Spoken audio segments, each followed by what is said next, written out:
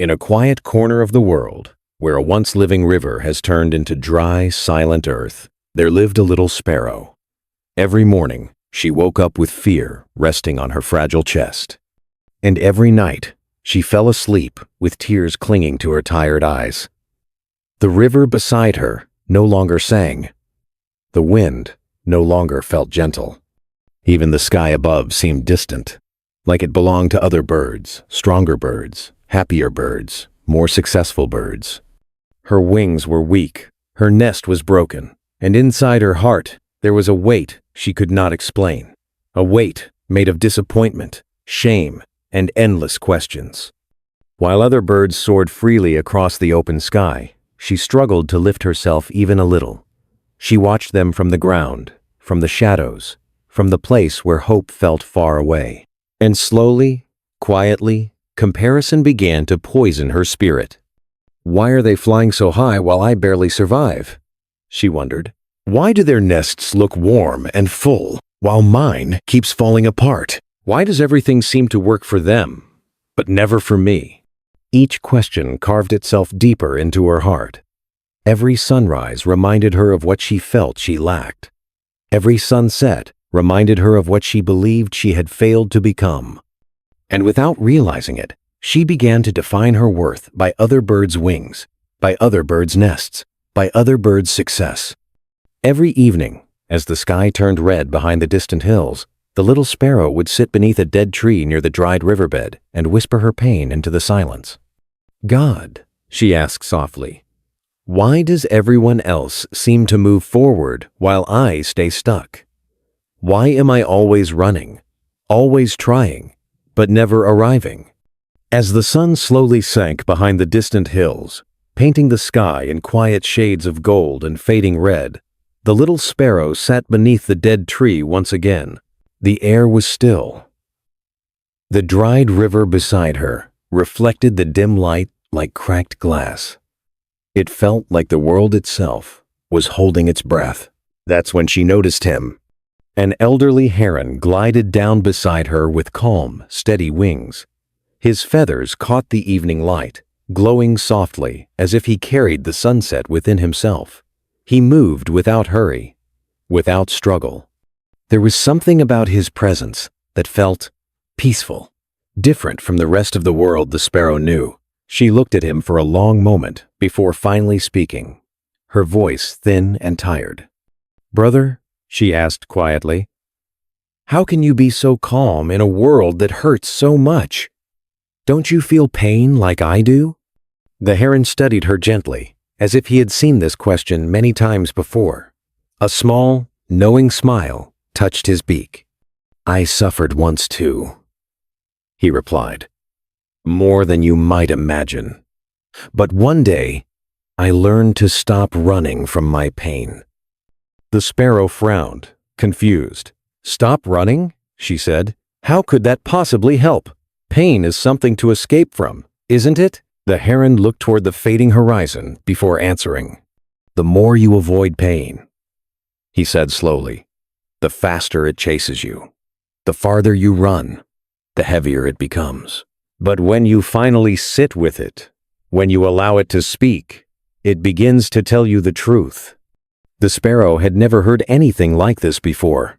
All her life, she believed pain was her enemy, something to hide from, something to fight, something to beg God to take away. And yet here stood a bird who claimed that pain was not meant to be outrun, but understood. The heron turned his gaze back to her. Tonight, he said gently, don't cry. Don't curse your life. Don't ask why you are suffering. Instead, close your eyes and ask a different question. The sparrow's wings trembled slightly. What question? She whispered. Ask your pain what it came to teach you. The words settled heavily in the air between them. What if pain wasn't here to destroy her?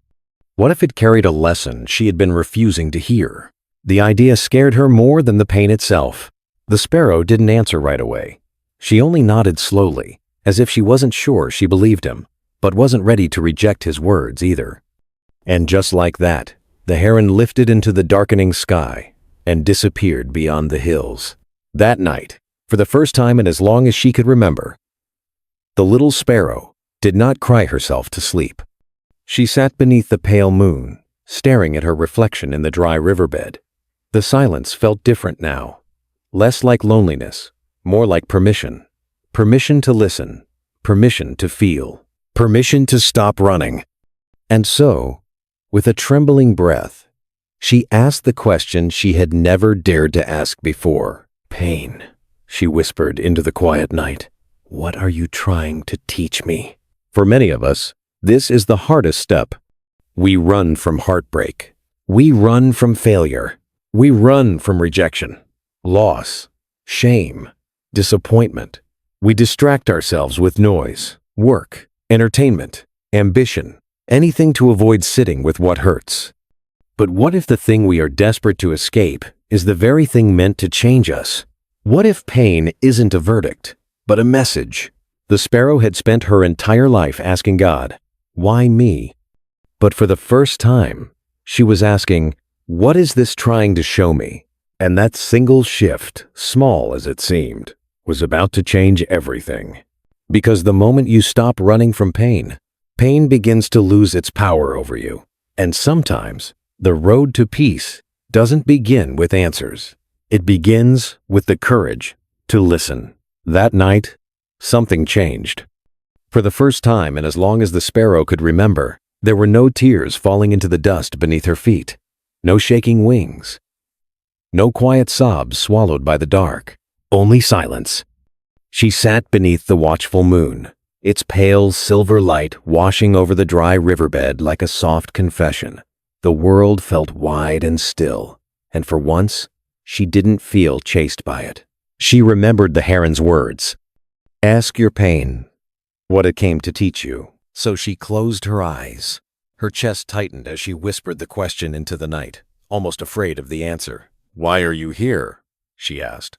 "What do you want me to see?" At first, nothing. Only the sound of distant wind and her own unsteady breathing. But then, slowly, from somewhere deep within her, not loud, not dramatic, an inner voice began to rise. Not judgment, not anger, truth. "Pain is not your punishment," the voice said. "It is your freedom." The sparrow's wings twitched. Freedom? The word felt strange, against everything she believed. The voice continued. "You believed life was hurting you, but life was never your enemy. You were hurting yourself through comparison." And suddenly, images rushed through her mind. She saw herself watching other birds with bigger nests, brighter feathers, louder songs. She remembered the quiet jealousy wrapped around her chest each time she saw another sparrow, praised, admired, chosen. She remembered measuring her worth against voices that weren't her own. She chased a better nest not because she needed it, but because someone else had one. She chased a louder voice not because it was hers, but because others were being heard. She chased success that wasn't meant for her wings. And every time she failed to reach those borrowed dreams, she called it suffering. But now, for the first time, she saw it clearly. Her pain didn't come from life. It came from comparison. And comparison had quietly taught her to hate where she stood, while chasing places she was never meant to belong. The moonlight felt warmer as the realization settled in. How many of us live like this? Scrolling through lives that aren't ours, measuring success we didn't design. Hurt not because we lack something, but because we keep looking at what others have. We call it ambition. But sometimes, it's just quiet self-rejection in disguise. The sparrow lowered her head, and in the stillness of that night, she did something she had never done before. She whispered, "Thank you." Not to the pain itself, but to God. "Thank you for showing me where I lost my way," she said softly. "Thank you for opening my eyes." For the first time, she didn't see her suffering as proof that she was broken. She saw it as a message that she had been walking a road that was never hers to walk. And in that realization, something heavy lifted. Not all at once, but enough to let her breathe. The sparrow nestled her wings gently against her body. The cold night no longer felt so cold. The silence no longer felt empty. For the first time in her life, she was not fighting her pain. She understood it, and that understanding became peace. That night, she slept. Not the restless, fearful sleep of exhaustion, but the deep, weightless sleep of clarity. The kind of sleep you get when you finally stop trying to be someone else. The kind of sleep that only comes when your heart is no longer running. And maybe that's the real miracle. Not the disappearance of pain, but the moment we stop letting it define our worth. Because the moment you stop comparing your life to another, you begin living your own. Morning arrived quietly. The sparrow opened her eyes to a pale sky streaked with soft gold. And for the first time in many days, she did not wake up afraid. There was no heaviness in her chest, no tightness in her wings. Only something new, something fragile, yet powerful. Hope. It didn't roar into her life like a storm. It arrived like a whisper. But it was enough. Today, she told herself, I will stop running. Not from pain, not from fear, not from who I am. She stretched her weary wings and made a quiet decision not to chase, not to compare, not to flee when things became hard. Today, she would live by faith. Not the kind that waits for perfect conditions, but the kind that stands even when the sky looks uncertain. She returned to what remained of her nest. Broken twigs, scattered feathers, the fragile history of everything she had once tried to build. Slowly, patiently, she began again, one small branch at a time. But faith is rarely tested in comfort. By the time the sun climbed higher, the air changed. The wind stiffened. The horizon darkened. A low rumble rolled through the land like a warning whispered too late. A sandstorm was coming. At first, she told herself it would pass, that maybe, just maybe this time, the storm would turn away. It didn't. The sky turned the color of rust and ash. The wind screamed across the ground with violent force. Sand whipped through the air like shards of glass. And in moments, the nest she had just begun to rebuild was torn apart again. Branch by branch, feather by feather, hope by hope, the sparrow was thrown against the ground, her wings shaking, her body buried beneath stinging storms of dust. And in the chaos, something inside her broke open. She cried out, not softly, not politely, but from a place of deep exhaustion. Why? She called to the heavens. Why again? Haven't I suffered enough? Haven't I learned already? Tears mixed with sand on her face. Her chest rose and fell in sharp, painful breaths. And in that moment, she felt small again. Powerless. Forgotten. How many people know this feeling? Just when you decide to stand up again, life pushes you back down. Just when you start believing again, something shatters the fragile progress you made. And you wonder, what was the point of trying? But then, through the howling wind and blinding dust, a memory whispered back to her. The heron's voice. Pain doesn't come to destroy you, it said again in her mind. It comes to reveal your truth. The sparrow squeezed her eyes shut. And instead of cursing, she breathed. Instead of running, she stilled. Instead of shouting in anger, she whispered through trembling lips, "Thank you." End quote. Not because the storm was gentle, not because the destruction was easy, but because she finally understood something new. Faith is not proven when everything is calm. Faith is proven when everything falls apart, and you stay. With the last strength in her wings, the sparrow stumbled toward a nearby rock rising from the sand. She pressed herself against its sheltering side and waited. The storm raged. Time stretched long. The world screamed. But she did not run. She waited. And sometimes, waiting is the bravest act of all. Under that rock, trembling but alive, she learned another quiet truth. You don't overcome storms by being stronger than them. You overcome storms by not letting them decide who you become. The wind howled for hours. Then, slowly, it weakened. The sky lightened. The sand settled, and when silence finally returned, the sparrow was still there. Battered, dust-covered, tired, but not broken. For the first time, the storm had not taken her faith with it. And that made all the difference. When the storm finally passed, the world felt strangely quiet. The air was still. The sky washed pale and clean, and the land that had just been torn apart now lay open in silence. The sparrow stepped out from beneath the rock, her body aching, her feathers coated in dust. She looked around at the ground that had moments ago tried to erase her existence. And then she saw it, tiny flecks of green. At first, she thought her tired eyes were deceiving her. But no, there they were, small, fragile seedlings pushing their way through the cracked, lifeless sand, one after another. Brave little signs of life, where only destruction had lived before. The storm had not only torn things down, it had planted something new. Isn't it strange how life works like that? How the very thing that breaks us open often becomes the thing that prepares the ground for growth? The sparrow stood there quietly, watching the green shoots sway in the soft morning breeze.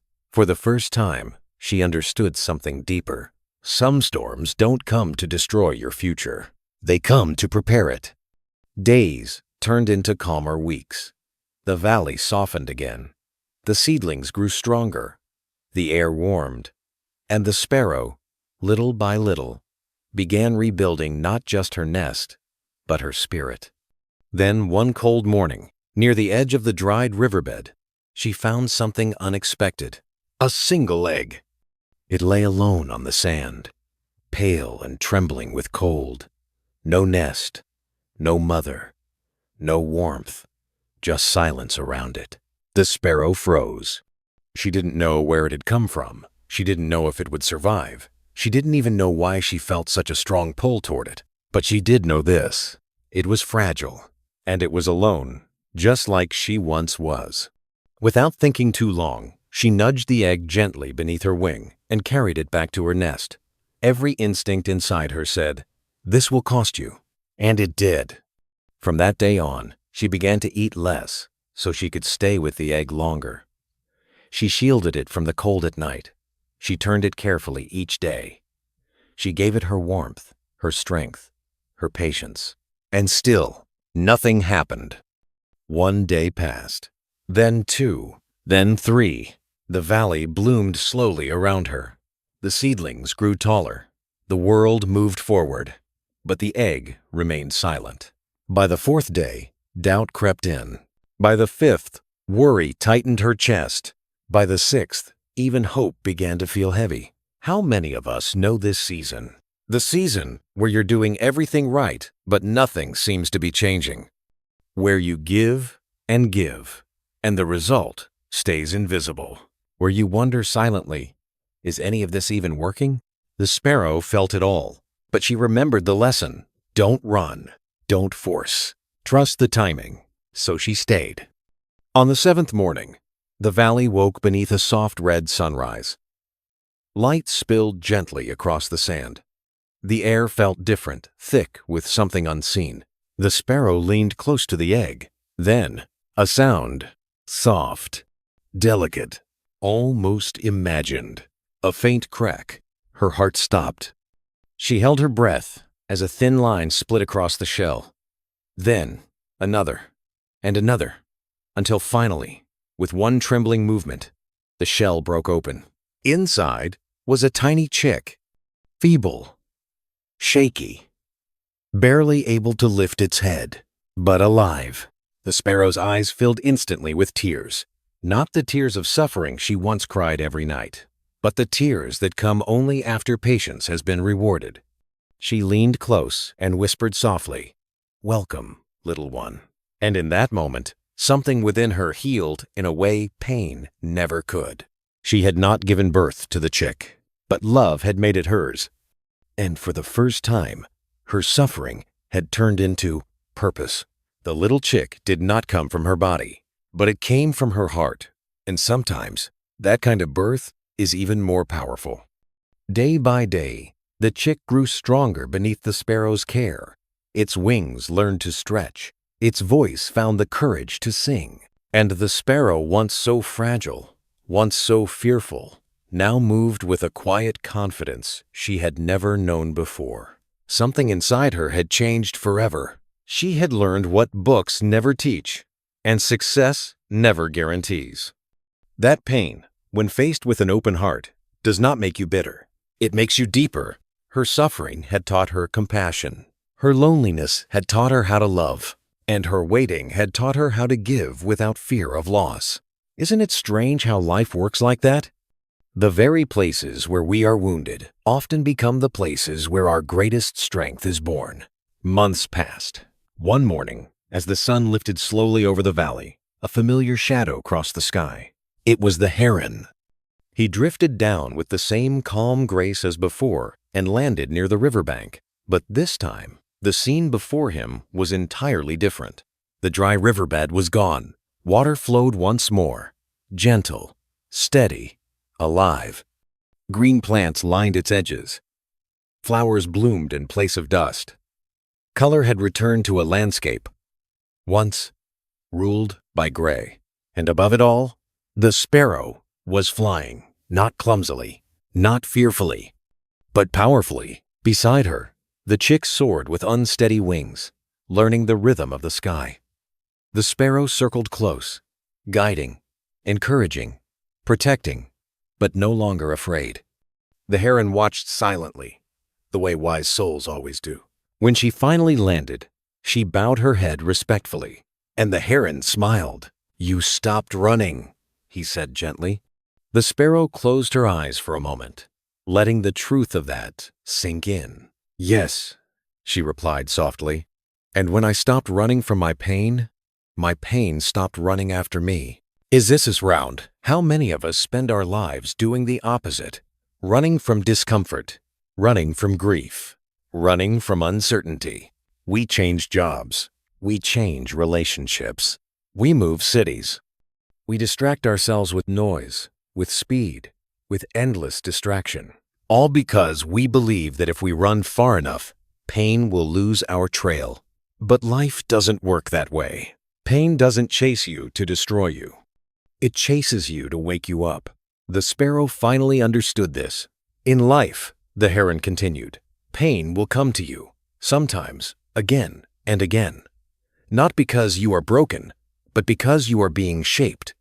The sparrow looked out over the flowing river, the blooming flowers, the sky she once feared.